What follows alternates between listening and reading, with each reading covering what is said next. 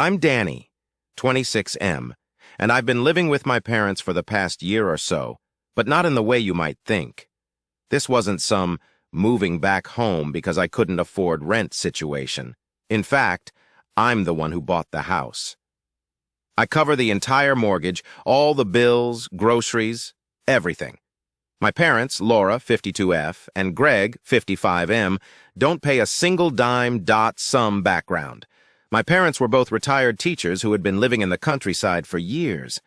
After retiring, they decided they wanted a change, claiming they were bored with the quiet life and wanted to be closer to the city. Since I was doing well financially as a software engineer, I figured I'd help them out. Besides, the city had better job opportunities for me too, so I thought, why not? They did a lot for me growing up, and it seemed like a good idea. We moved into this 3-bedroom house that I bought. It's not a mansion or anything, but it's a nice place with enough room for all of us. 3 bedrooms, a small backyard, and a decent living room for everyone to relax in. Since I was paying the mortgage, I naturally claimed the master bedroom. It has its own bathroom and a walk-in closet, which is a lifesaver because, honestly, sharing a bathroom with anyone is not something I want to deal with. The second bedroom became my home office, where I work from home most of the time. I set it up just the way I like it, with dual monitors and a comfortable chair. The third bedroom was left as a guest room. For a while, things were going fine. My parents seemed happy to be in the city, and we all settled into a comfortable routine. They kept themselves busy with gardening, watching TV, and the usual retired life, while I worked and took care of everything financially. I didn't mind paying for it all. I earned 6 figures, and since they don't have much income aside from their pensions, I figured it was family. You don't charge family rent, right? Then came the turning point, and things spiraled quicker than I could have imagined. One morning over breakfast, my mom casually mentioned, "You know, your brother Adam and Molly are thinking about moving to the city. They're not doing too great back home, and with Molly pregnant, they could use some help." At first, I didn't think much of it. Adam, 28M, and Molly, 26F, were always bouncing from one shaky situation to another. They weren't exactly struggling, but they weren't thriving either. Plus, Molly being pregnant added a whole new layer of stress to their lives. I figured they'd find a small apartment in the city if they moved, but I was wrong. My mom had other plans. A few days later, she sat me down and told me that Adam and Molly were moving in just for a little while until they get back on their feet. I nodded along, thinking it was temporary and that they'd figure out their own place soon enough. What I didn't realize was that this was just the beginning of the madness. They didn't ask me if I was okay with it. They just informed me after the fact. I was still processing everything when, a week later, Adam and Molly showed up at the house with bags in hand, ready to settle in like they were planning on staying indefinitely. Right away, I could feel the pressure building. I was already covering everything. Groceries, bills, mortgage, you name it, and now there were 2 more mouths to feed. They didn't ask if I was okay with it. They just moved in, acting like it was the most normal thing in the world. Don't get me wrong, I love my brother. But Adam isn't the most responsible guy. He's the type to constantly find himself in a mess and expect others to bail him out. Molly, while nice enough, has this entitled attitude that gets under my skin, as if being pregnant means she deserves special treatment from everyone around her.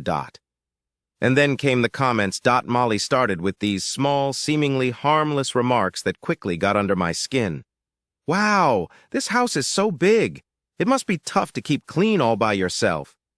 Or, "When the baby comes, we're going to need more space for all the baby stuff." At first, I brushed it off, but soon, the real kicker came. One night, after a long day of work, Adam and Molly pulled me aside to talk. I thought maybe they were going to apologize for taking up space or eating the food without offering to contribute, but nope. Instead, Molly said casually, "We've been thinking. It would make more sense for us to have the master bedroom. We need the space for the baby, and your room has the walk-in closet and private bathroom." I was stunned. I just stared at her, speechless. Adam chimed in like it was obvious. "Yeah, man, the baby's going to need a lot of stuff, and your room is perfect for that. Let's get this straight. I'm the one paying for the house. The mortgage is in my name. I also pay for all the groceries and bills. And now they were asking me to give up my bedroom? I couldn't believe the audacity. I took a breath and calmly said, "Why don't you take the guest room? It's plenty big." Molly wasn't having it. "But it doesn't have a walk-in closet," she protested, "and we'll need space for all the baby things." I stared at them, keeping my voice steady. "I'm not giving up my room. You can have the guest room or find another place to stay." Adam looked shocked that I wasn't just giving in, but Molly? She looked downright offended, and that's when I realized this situation was about to get ugly.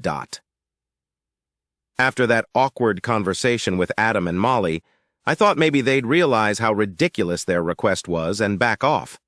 I mean, who asks the person paying for everything to give up their own bedroom, right? But of course, that's not what happened. Over the next few days, I started noticing little things. Adam and Molly seemed way too comfortable in the house, like they were staking a claim. Their stuff was all over the living room, shoes kicked off near the couch, blankets thrown across the furniture. Molly was already talking about where she was going to put the baby's crib, stroller, and toys like they owned the place. It was irritating, but I kept quiet, hoping the situation would simmer down. Then, one day, I had to go into the office for a few meetings. Normally, I work from home, but this time I was out for a few hours. When I got back around lunchtime, something felt off the moment I walked in.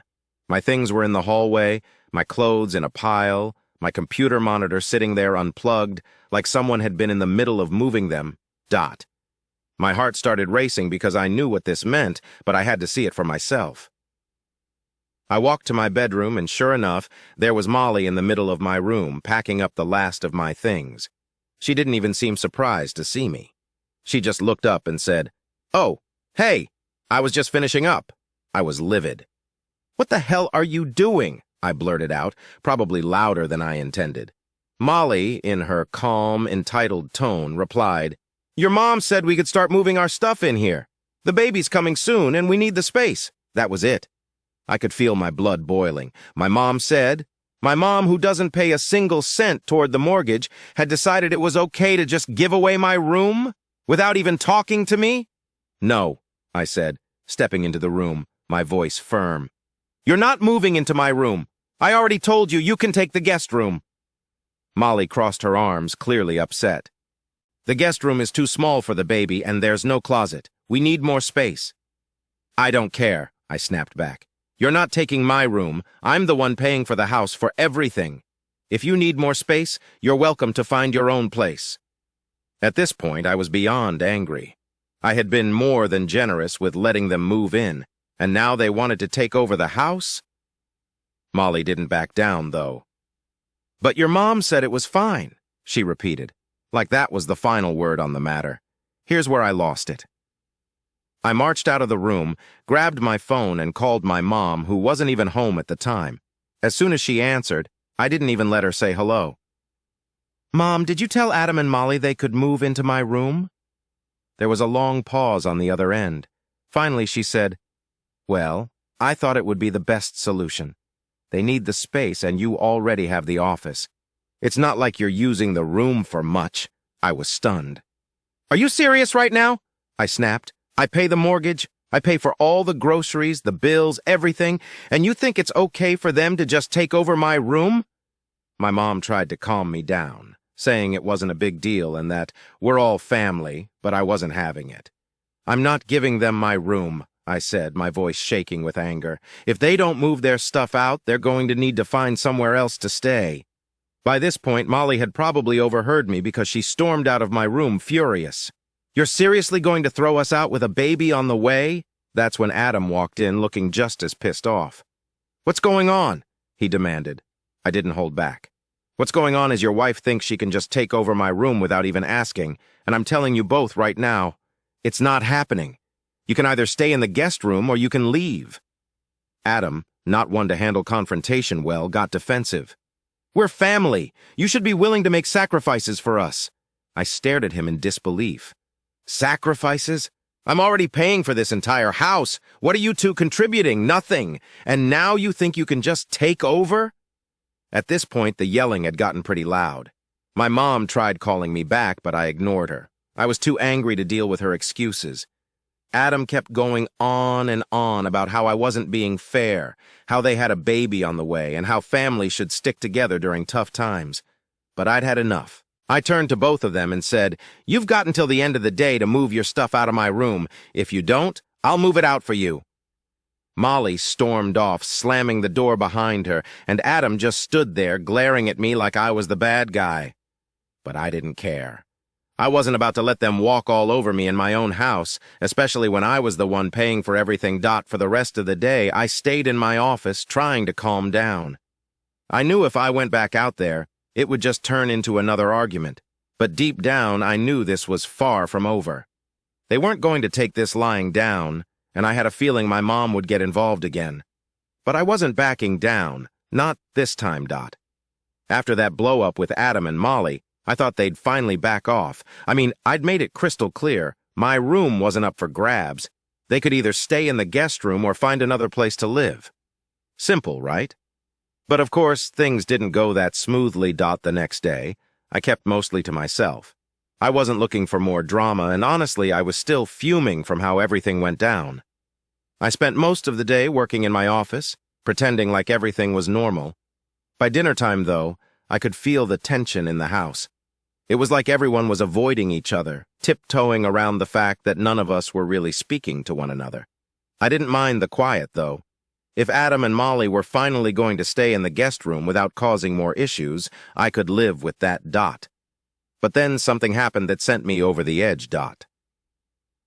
That evening, I went to the kitchen to grab something to eat. As usual, I'd bought all the groceries, like I always do. But when I opened the fridge, it was practically empty. I'm talking about food I'd bought 2 days ago. Gone. I checked the freezer. Same deal. It was obvious who had eaten it all. My parents don't eat like that, and it certainly wasn't me. Adam and Molly had helped themselves to everything without even asking.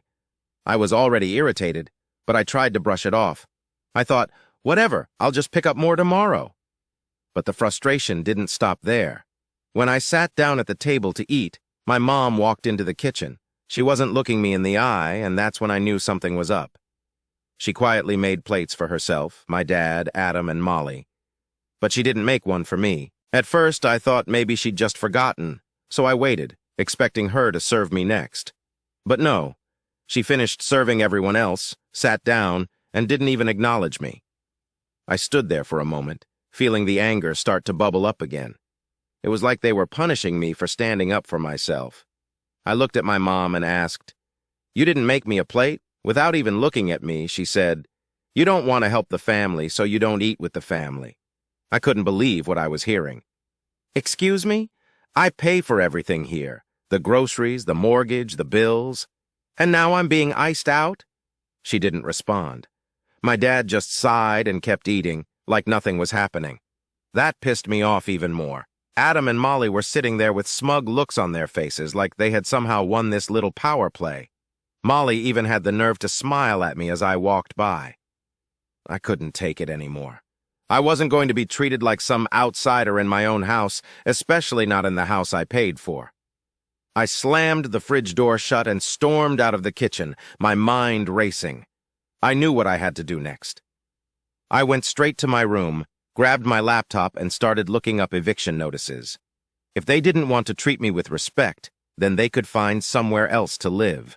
Enough was enough. Within an hour, I had the documents ready. I printed out 2 sets, one for Adam and Molly and one for my parents. It felt weird, honestly. I never thought I'd be in a position where I'd have to evict my own family. But at this point, they'd crossed the line. They'd been disrespecting me for weeks, acting like the house was theirs, and now freezing me out because I wouldn't cave to their ridiculous demands. No, I wasn't going to put up with it anymore. Once the notices were printed, I walked out to the living room where everyone was sitting, acting like nothing was wrong. I didn't say a word. I just slapped the papers down in front of my parents and handed another set to Adam and Molly. "What's this?" Adam asked, picking up the papers and scanning them. "You have 24 hours to pack your things and leave," I said, my voice calm, though inside I was fuming. "If you're not out by tomorrow, I'm calling the police." Adam's face went pale. He clearly wasn't expecting this. "You can't be serious," he said, his voice shaking. "Oh, I'm serious," I replied. I'm done with this. You've been freeloading here without contributing a thing. And now you think you can take over my house? Not anymore. Adam stood up, glaring at me, but I didn't budge. I was taller than him, bigger than him, and I wasn't going to be intimidated by his little temper tantrum. We're family, he said through gritted teeth. You can't just throw us out. Yes, I can, I shot back. I'm the one who pays for this house. Not you, not Molly, and not Mom and Dad. If you don't want to be respectful, you don't get to stay here. Molly, of course, started crying like that was going to change anything. I'm pregnant and you're kicking us out? What kind of brother are you? I'm the brother who's been paying for everything while you two take advantage of me, I snapped. You have 24 hours. That's more than generous. Adam looked like he wanted to argue more, but I could see the realization starting to sink in. I wasn't bluffing. My mom, who had been sitting quietly this whole time, finally spoke up. You can't do this, Danny. They're your brother and sister-in-law. This is family. I didn't care anymore. I've already done it, I said, pointing to the eviction notice in her hands. You've got 30 days to find somewhere else, too. If you're not gone by then, I'll be taking legal action. The room went dead quiet. My dad didn't say a word. He just sat there staring at the table like he didn't know what to do. My mom looked like she was about to cry, but I wasn't backing down. This wasn't about being nice anymore. This was about standing up for myself and not letting them walk all over me, After a few long moments, I turned and walked back to my room, leaving them to process everything. I locked my door, sat down at my desk, and took a deep breath. I had just done something I never thought I'd have to do, kick out my own family. But you know what? It felt good. It felt right. I wasn't going to be taken advantage of anymore, The house was dead quiet for the rest of the night. No one came to my door. No one tried to argue with me. I think they all realized I wasn't messing around anymore. If they didn't respect me, they didn't deserve to live here, And for the first time in weeks, I slept better than I had in a long time, The day after I handed out the eviction notices, I figured things would either explode or they'd finally take me seriously. Either way, I knew there was no turning back. I'd drawn my line in the sand, and I wasn't going to let anyone step over it again. But instead of the big blow-up I expected, the house was quiet. Too quiet. I woke up early that morning, earlier than usual, because I couldn't really sleep. My mind was racing, waiting for something to happen. Maybe Adam would come banging on my door demanding I change my mind, or maybe my parents would try to plead with me to reconsider. But none of that happened, When I finally made my way to the kitchen to make breakfast, it was empty. No one was up yet. No Adam, no Molly, no parents. For a second, I thought maybe they'd packed up in the middle of the night and left without saying anything. But I knew that was wishful thinking. I made my coffee, sat down at the table, and waited. I wasn't in the mood for small talk, and I wasn't about to explain myself again. What I did was necessary. They pushed me too far, and there was no way I could keep living like this. All I wanted was some basic respect, and they couldn't even give me that. A while later, my mom walked into the kitchen. Her face was pale, and she looked like she hadn't slept. She didn't say anything at first, just grabbed a cup of coffee and sat down across from me. It was the first time we'd been alone since I gave her the eviction notice. The awkward silence hung in the air for what felt like forever before she finally spoke. Honey, she started, her voice soft and tired. I know things have gotten out of hand. I didn't respond. I just stared at my coffee, waiting for her to continue. I knew an apology was coming, or at least some version of one, but I wasn't about to let her off the hook that easily. I didn't realize how bad things had gotten between you and your brother, she continued, her voice cracking slightly.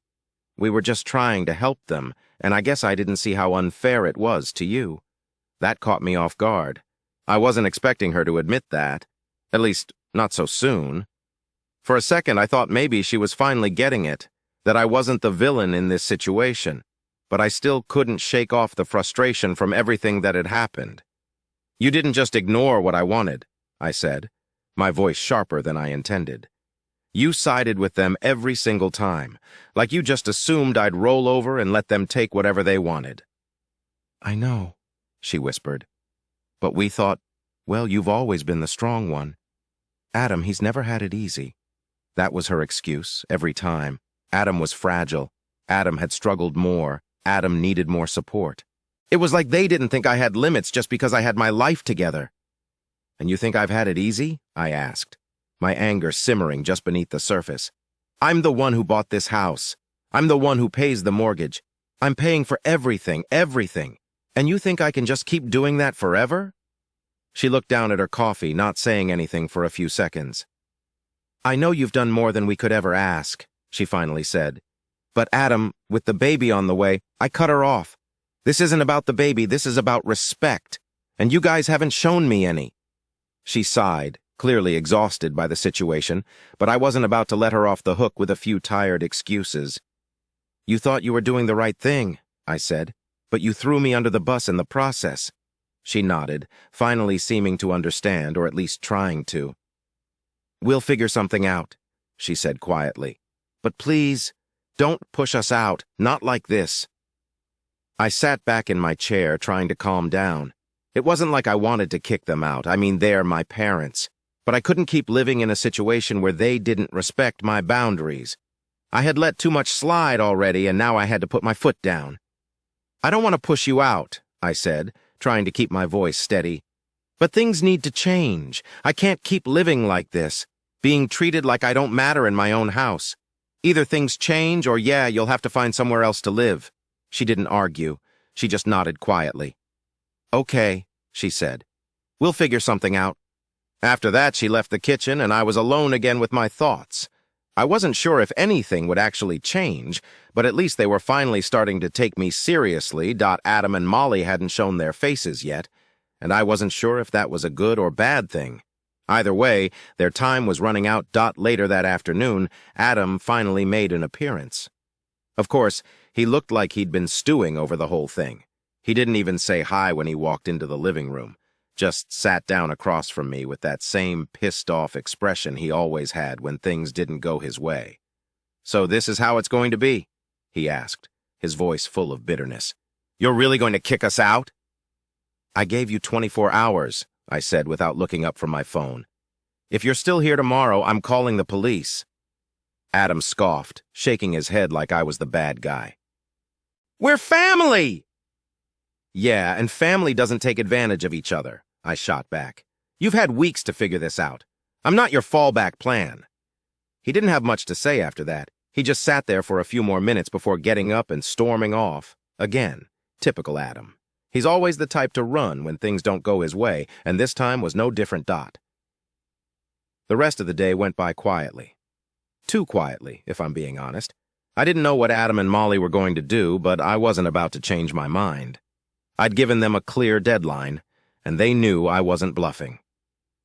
The next 24 hours were going to decide everything. The next morning, I woke up and just lay there for a few minutes, staring at the ceiling. Today was the day. Adam and Molly had 24 hours, and the clock was ticking. It felt strange, though. I wasn't even angry anymore. I'd already made peace with what had to happen. At this point, it was just about following through. When I got up and walked into the kitchen, the house felt different. It wasn't tense like it had been the last few days. It was just quiet, like the calm before something big. No one was in the kitchen, so I figured I'd make myself some breakfast. The fridge was still mostly empty from the last grocery raid, but I managed to scrape something together. As I sat there eating, I couldn't help but think about how fast everything had spiraled out of control. It wasn't that long ago that things were fine. My parents and I were getting along, and life was just moving along like normal. Then Adam and Molly showed up, and everything went off the rails. It's crazy how fast things change when people start feeling entitled to something they didn't earn. A couple of hours later, I heard someone walking down the hallway. It was my dad. He came in quietly, grabbed a cup of coffee, and sat down at the table across from me. He didn't say anything at first, just took a sip and stared out the window. Finally, he broke the silence. Adam and Molly are leaving today, he said quietly. I didn't respond right away. I wasn't sure if he was telling me because they'd decided to leave on their own or if he was just reminding me of the deadline. Either way, I nodded and kept eating. They don't have anywhere to go, he continued, his voice low. They're going to stay at a motel for a while until they figure things out. I stopped mid-bite and looked at him. Part of me felt bad for them, But the bigger part of me knew this had to happen. I'd been too nice for too long, and if I didn't put my foot down now, they'd just keep taking advantage.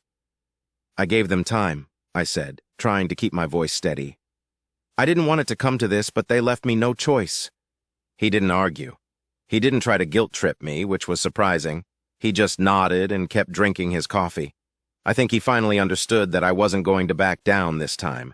After everything that had happened, there was no going back to how things were before around noon. Adam and Molly started packing their things. I stayed in my room for most of it, not wanting to get into another argument or hear any more passive-aggressive comments. But after a while, I heard Adam's voice getting louder from down the hall, so I knew it was only a matter of time before something went down. Sure enough, not long after, there was a knock on my door. I opened it to find Adam standing there with that same pissed-off look he'd had since I gave him the eviction notice. "You're really going to let this happen?" he asked, his voice sharp. "You're just going to kick us out like this?" I leaned against the doorframe, crossing my arms. "I gave you 24 hours. I told you what needed to happen." He shook his head, jaw clenched. "We're family, man. You don't do this to family." I took a deep breath, trying to stay calm. "Family doesn't take advantage of each other. I'm not just kicking you out for no reason. You've been freeloading here for weeks without contributing anything. I've been paying the mortgage, the groceries, everything, and instead of being grateful, you tried to take my room and push me out of my own house. I'm not going to let that happen." Adam didn't say anything for a few seconds. I could tell he was mad, but there was nothing left for him to argue. He knew I was right, even if he didn't want to admit it. "So that's it, huh?" he finally muttered. "You're just throwing us out." "I'm giving you the same option I gave you yesterday," I replied. "You can find somewhere else to live, or you can stay in the guest room and respect me and my space. But if you can't do that, then yeah, you're leaving." He glared at me for a moment, but he knew he had no other choice. Without another word, he turned and walked away. I closed the door and let out a long breath. It was exhausting, but I knew it had to be done. By mid-afternoon, Adam and Molly were gone. I didn't see them leave. Honestly, I didn't want to. I wasn't looking for some emotional goodbye or anything like that. They packed up their things, loaded them into their car, and drove off without saying a word to me. The house felt different after they left. It was quieter, less tense. My parents didn't say much to me that day, probably still processing everything that had happened. My mom looked upset, but she didn't say anything about it. Maybe she finally realized that I wasn't the one who caused all this. Adam and Molly had pushed me too far, and this was the result. That evening, my mom knocked on my door. She came in and sat down on the edge of my bed, just staring at the floor for a while. I could tell she was trying to find the right words. "They're gone," she said softly. I nodded, not saying anything. "I never thought it would get to this point," she admitted. "I didn't realize how much pressure we were putting on you." I looked at her, feeling some of the frustration start to lift. "It's not that I didn't want to help," I explained. "But you guys treated me like I didn't matter, like my needs, my space weren't important." She sighed and nodded. "You're right. We should have seen it sooner." We sat in silence for a few moments. I could tell she was upset, but at least now she was starting to understand where I was coming from. "I don't want you and Dad to leave," I said, breaking the silence. "But if things don't change, I can't live like this." She nodded again and stood up slowly. "We'll figure it out," she said. "Things will be different, I promise." As she left the room, I felt a strange mix of relief and exhaustion. The situation with Adam and Molly was over, but there was still work to be done with my parents. It wasn't going to be easy, but at least now it felt like they were willing to listen. For the first time in weeks, I felt like I could finally breathe again. The house was quiet, and the tension that had been hanging in the air for so long was gone. It wasn't a perfect solution, but at least now, I had my space back. And most importantly, I had my respect.